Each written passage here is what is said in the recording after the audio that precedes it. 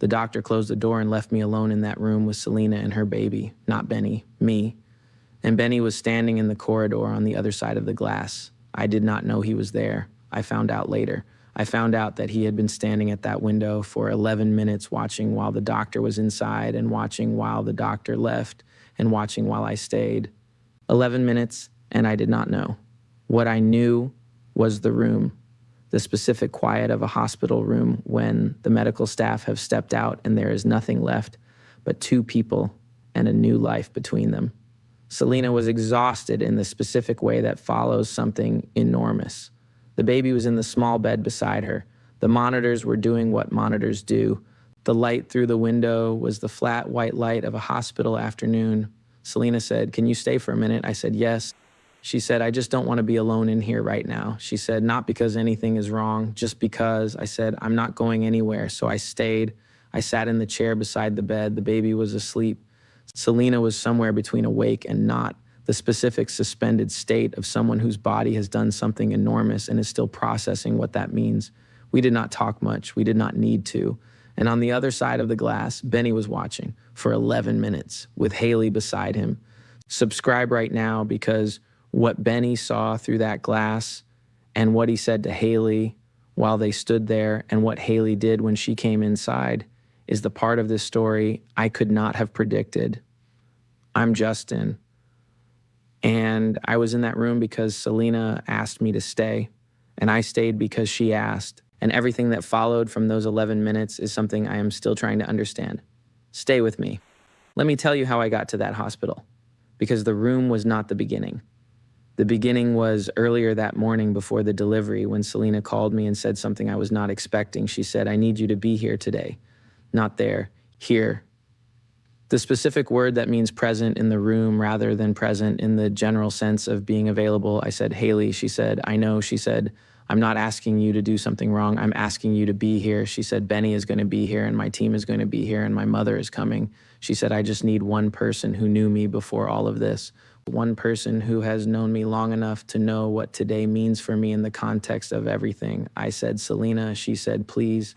That word from her voice in that specific register is something I have never been able to say no to, not because I am weak, because it has only ever appeared when something genuinely mattered. She does not say please lightly. When she says it, she means it the way you mean something when you have already argued yourself out of asking and asked anyway. I said, "I'll be there." I called Hailey before I left, not after, before. I told her everything. Where I was going and why and what Selena had asked and what I had said. I told her all of it standing in our kitchen before I had gotten in the car. She was quiet for a moment. Then she said, "Go." I said, "Hailey." She said, "Go." She said, "She needs someone and you are the someone she needs and I am not going to be the reason you're not there." She said, "Go." I said, "I'll call you when I know more." She said, "I know you will." She said, "Justin." She said my name the way she says it when she wants me to understand something without her having to spell it out.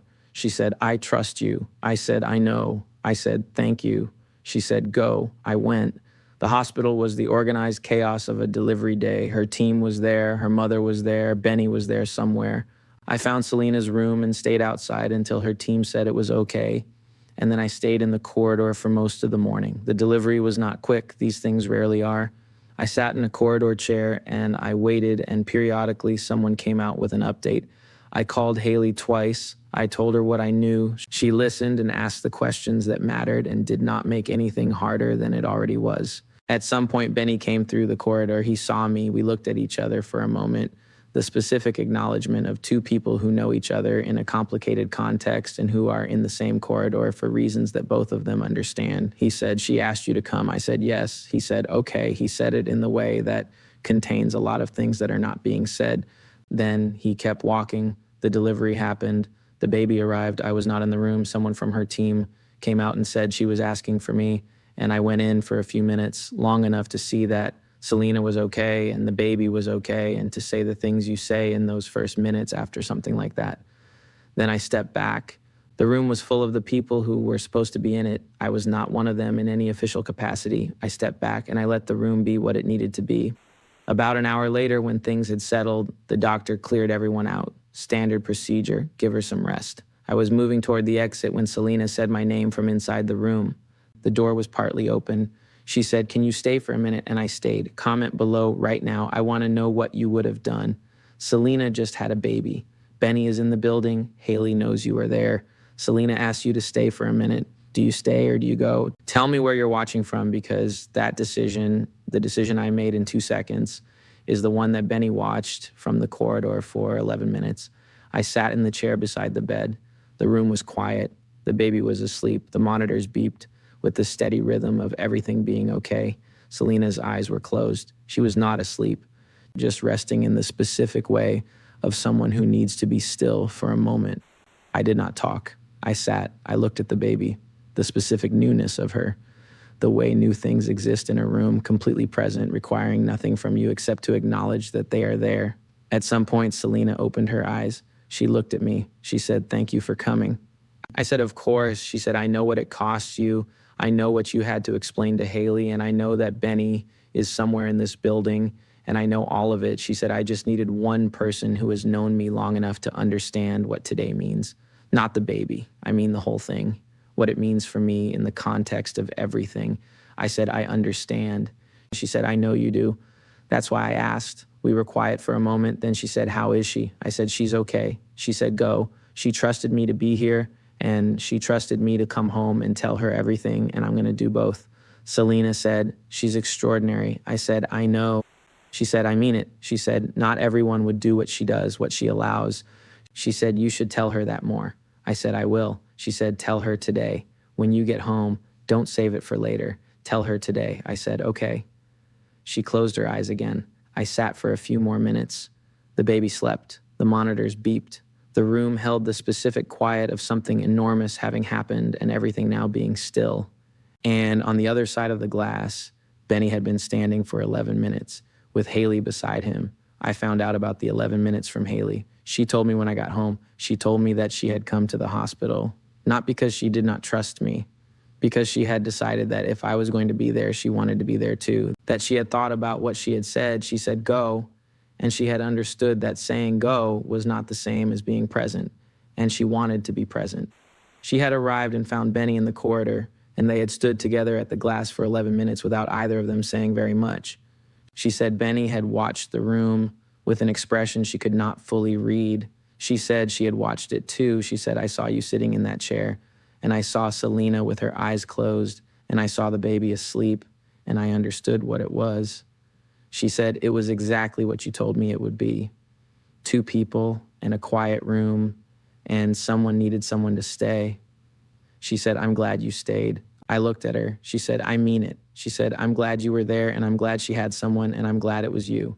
She said, "I just wish I had come with you from the beginning instead of standing at the glass." I said, "Next time." She said, "Next time I'm coming with you." She said, "Not to watch, to be there." I said, "Yes." She said, "Benny said something while we were standing there." I said, "What did he say?"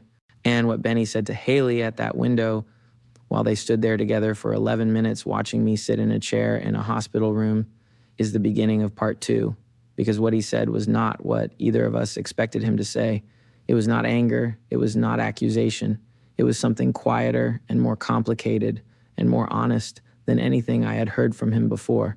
And what Hailey said back to him is, the moment this story stops being about me and Selena and starts being about something much larger, about what it means to love someone and to watch them love someone else and to decide in that specific moment at a glass window in a hospital corridor what kind of person you are going to be about it.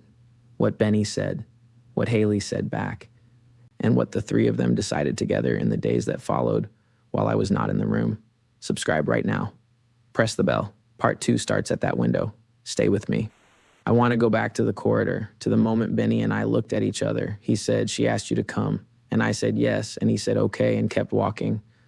That exchange took maybe 10 seconds. It was not dramatic. It did not produce anything that looked like conflict from the outside.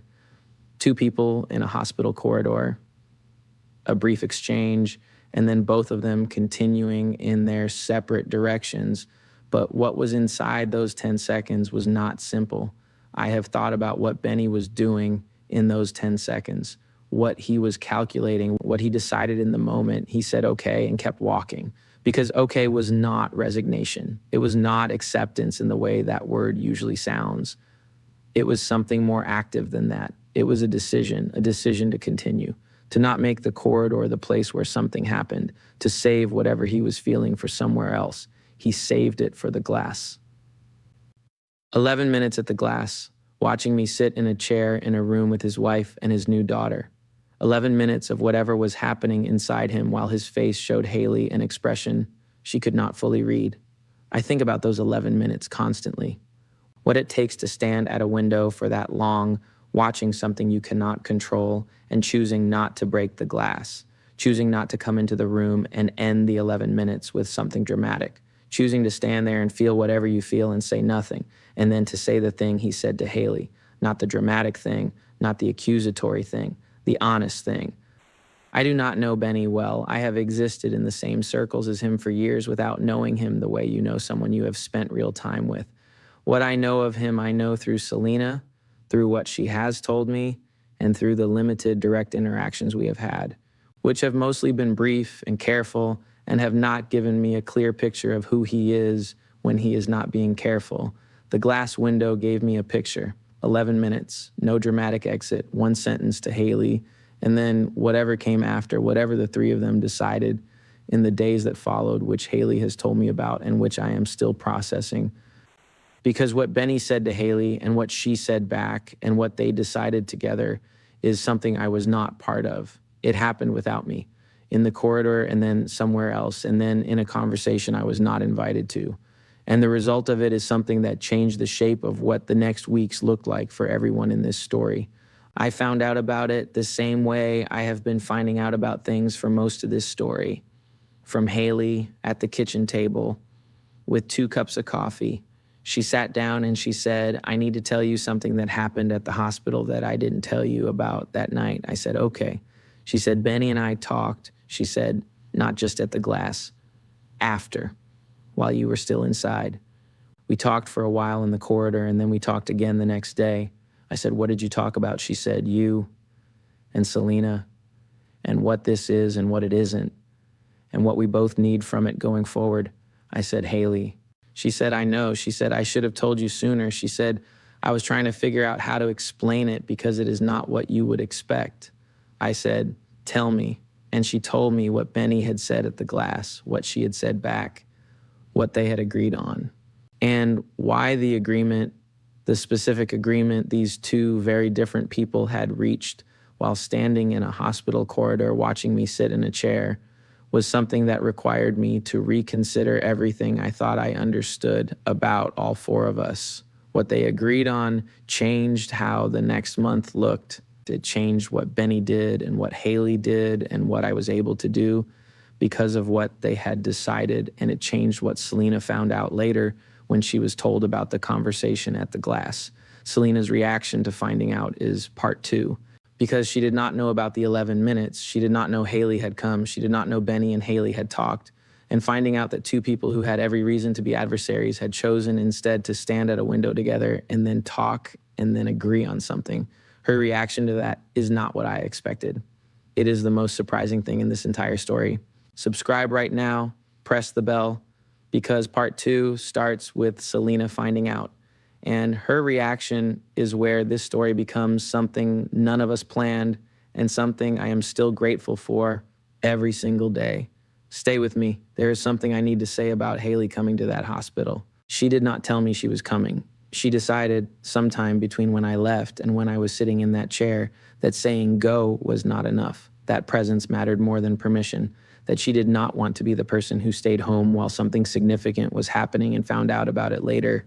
From a kitchen table conversation, she has been learning this too. The same thing I have been learning from the other direction, that protection is not the same as trust, that staying home to give someone space is not the same as showing up, that you can trust someone completely and still choose to be present for the thing you trust them to handle. She chose to be present. She arrived at the hospital and she found Benny in the corridor and she stood at the window with him for 11 minutes. And in those 11 minutes, something happened between 2 people who had every reason to be on opposite sides of something that did not position itself as having sides. What she told me about those 11 minutes when she got home is something I want to share. Not all of it. Some of it belongs to her and to Benny and to the conversation they had. But the piece of it that belongs to me, the piece that was about me and that I have been given permission to share is this. She said that standing at that window watching me sit in that chair, she felt something she had not expected to feel. She said she had expected to feel the complicated things, the history and the weight of everything that window represented, what it meant for me to be in that room, what it meant for her to be standing outside it. She felt those things. She said, I'm not pretending I didn't feel them. But she said underneath all of those things, there was something else, something simpler and more fundamental. She said she watched me sitting in that chair, not doing anything, just sitting, just staying, and she thought, that is who he is. That is the actual person, someone who stays when someone needs someone to stay. She said, I fell in love with you again at that window. I did not know what to say to that. She said, I know that sounds strange given everything. She said, I know the window is not a simple place. She said, but watching you just sit there, not performing anything, not managing anything, just being present for someone who needed someone present, that's when I understood something I had been trying to understand for a long time. I said, what did you understand? She said that the thing about you that makes the complicated situations complicated is the same thing that makes you worth it. She said, you show up, even when showing up is hard, even when it costs something, you show up. I sat with that for a long time. Then she said, Benny said something similar. Not in those words, but similar. I said, Benny? She said, yes. She said, we stood at that window for 11 minutes, and at some point he said something. He said, he's always been the person she calls. He said it without anger, just as a fact. He said, I think I knew that before I married her. I just thought it would be different by now. She said, I didn't know what to say, so I just stood there with him for a few more minutes. And then I went inside and you were still in the chair and I waited in the corridor until you came out. I said, you were in the corridor when I came out. She said, yes. She said, I was gonna come in, but you came out before I got to the door. She said, you walked right past me. I stopped. I said, I walked right past you. She said, you were looking at your phone. She said, I almost said something. She said, but you looked like you were somewhere else and I didn't want to startle you. And then you were at the elevator and then you were gone. I said, Hailey, she said, I know. She said, it's okay. She said, I called you from the parking lot and you answered and I told you I was there and we drove home separately and I got home first and made the coffee. She said, it's okay. I said, it is not okay. I said, you were in that corridor and I walked right past you. She said, you didn't know I was there. I said, I should have known. I said, I should have been paying attention. She said, yes. She said it gently. She said, but you're learning. I said, I am going to be more present, not just when it matters, in the obvious ways, in all the ways, in corridors, in parking lots, at kitchen tables. I am going to stop looking at my phone and start looking at the room. She said, that's the practice. I said, yes. She said, then practice. The kitchen was quiet. The coffee was on the table between us. Outside, the afternoon was turning toward evening, and somewhere across the city, Benny was in a hospital room with his wife and his daughter and 11 minutes at a glass window and a conversation with Hailey sitting in the recent past. I looked at Hailey. I said, I love you. She said, I know. She picked up her coffee. She said, I love you too. She said, now tell me everything about that room, all of it from the beginning. And I did. That is part 2, not the dramatic revelation, not the impossible contradiction, just everything from the beginning told fully to the person sitting across the table. That is what the practice looks like. Subscribe right now. Press the bell. Part 2 starts with Selena finding out about the 11 minutes, and her reaction is the moment this story becomes something I am grateful for despite everything it cost. Stay with me. For anyone watching this who has ever stood at a glass window on the wrong side of something, for anyone who has ever said go and then decided that saying go was not enough and shown up anyway, for anyone who has ever walked past someone in a corridor without knowing they were there, you are not alone in any of those moments. They are the moments that reveal something about the shape of love in practice. Not love as a feeling, love as a series of choices. The choice to show up, the choice to stand at the window rather than leave. The choice to say something honest to the person standing beside you, even when that person is complicated to be standing beside. Benny stood at that window. Hailey stood at that window. They said the things they said to each other, and they made the agreement they made, and they did not do any of it because it was easy. They did it because sometimes the people in your life who should be adversaries choose instead to be human together for 11 minutes, and something comes from that. Something is coming from it. Part 2 is where Selena finds out, and where the 4 of us, not 3, not 2, all 4, end up in the same place at the same time, having a conversation that none of us planned, and that changes what the next chapter looks like. I walked past Hailey in a corridor. I did not know she was there, but she was there. She had come because saying go was not enough, and she wanted to be present for the things she trusted me to handle. Next time I am going to see her, not because I will be looking for her specifically, because I am going to be looking at the room instead of at my phone. That is the practice, starting now, starting in corridors. Subscribe, press the bell right now. Part 2 is coming. I will see you there, and this time I will actually see you. There is one more thing about that day that I have not told you. Something that happened after I left the room and walked past Hailey in the corridor without seeing her and got in the elevator and left the building. In the car on the way home, I thought about what Selena had said. Tell her today when you get home. Don't save it for later. Tell her today. I had said okay, and I had meant it in the moment, but sitting in the car, I was aware that I had said okay to things before and found reasons to delay them. The right moment, the right context, the right version of myself to be having the conversation. So I made a decision in the car. I was not going to wait for the kitchen table. I was not going to wait until we had settled into the evening and the coffee was made and the context felt right. I was going to walk through the door and find her and say it immediately. Before I did anything else, before I put my bag down or got water or did any of the transitional things I usually do between arriving home and being present, and I was going to walk in and tell her. She was in the kitchen when I came in. She had gotten home before me and had made coffee and was standing at the counter doing something when I came through the door. I walked directly to her. I did not put my bag down. I did not take my jacket off. I walked to her and I said, Selena told me to tell you something. She turned and looked at me. She said, you are extraordinary. She said, not everyone would do what you do, what you allow. She said, I should tell you that more. And she said to tell you today and not to save it for later.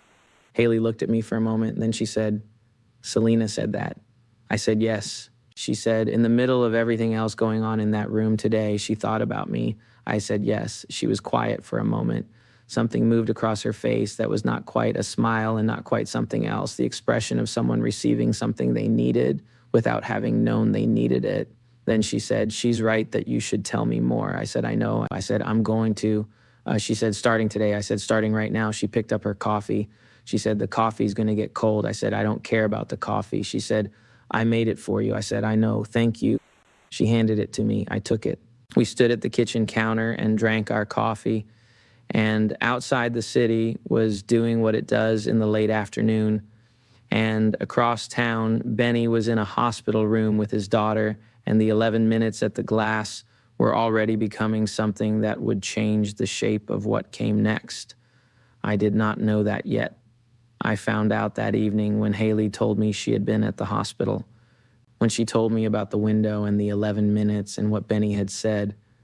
But in that moment in the kitchen, I just drank my coffee and looked at my wife and thought about what Selena had said. Not everyone would do what she does, what she allows. She is right. Not everyone would. Most people would not. Most people would have drawn a line a long time ago at one of the many moments that line could reasonably have been drawn, and they would have been justified. Nobody would have blamed them. The line would have been reasonable. She has never drawn it, not because she is naive, not because she does not see what she is allowing, because she has decided that the complicated version of loving me is worth more than the simpler version of loving someone else. Because she has looked at the full picture, the history and the corridors and the glass windows and all of it, and she has decided that the person in the picture is worth the picture. I am trying every day to be worth it. Selena told me to tell her today. I told her today. That is where the practice is, in the today, in the not saving it for later, in the walking through the door before putting the bag down and saying the thing that needs to be said. Part 2 starts with Selena finding out about the glass, about Benny and Hailey at the window, about the agreement they reached, about the conversation she was not part of that changed what happened next. And her reaction, I promise you, is the last thing you are expecting. Subscribe right now, press the bell. Part 2 is where this story becomes something I am grateful for. Stay with me.